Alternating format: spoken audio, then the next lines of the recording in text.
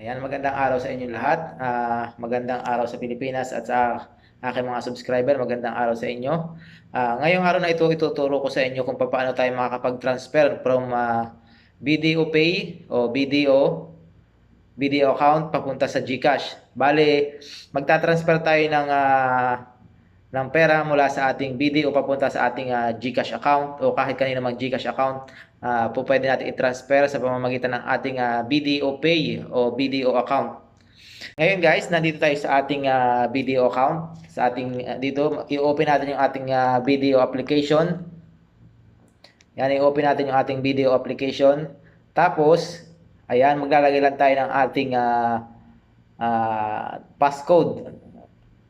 I-enter lang natin yung ating passcode. Tapos, makikita natin yung ating laman ng ating account dito.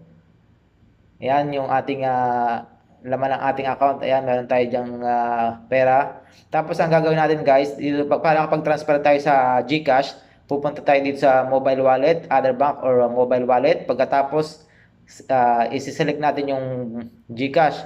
Yung GCash guys, ang nakalagay dito sa BDO Pay ay yung G-Exchange Incorporated tapos GCash, naka-slash GCash. Ang ilalagay natin dito sa account number, syempre yung cellphone number ng ating papadalhan. Tapos yung account name, yung pangalan ng may-ari ng ating GCash account na pagdadalhan. Pangalan ng may-ari nung GCash na ating pagsisendan. Tapos kung magkano. Sa bawat transaction guys, kahit magkano ang ating ipadala sa recipient, meron siyang 10 pesos na bayad.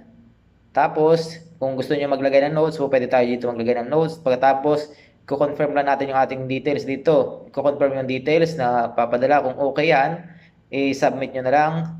Tapos, ayun na, magkakaroon ulit tayo dito ng passcode para confirmation na yung ating ipapadala. Tapos, antay ulit tayo ng message. Magkakaroon yan guys ng message. Ayan o, change, yung ano nga, successful yung ating pagsisend ng pera. Tapos ito yung pinakang resibo. Pwede natin siyang i-save yung image, i-share, o kaya split bail. Ayan. Ang gagawin natin i-save para yung save na yun yung ating ibibigay doon sa pinagpadala natin. Ayun lang guys, ang aking maiksing tutorial. Sana ay may nakatulong sa mga nagtatanong kung paano makapag-transfer ng pera mula sa BDO account papunta sa GCash o kahit sa anumang mobile wallet na po pwedeng pag-sendan. Maraming salamat sa inyong panonood at sana huwag kalimutang mag-like, subscribe at mag-like, comment at saka subscribe para updated kayo sa mga susunod pang video. Maraming salamat at magandang gabi sa lahat.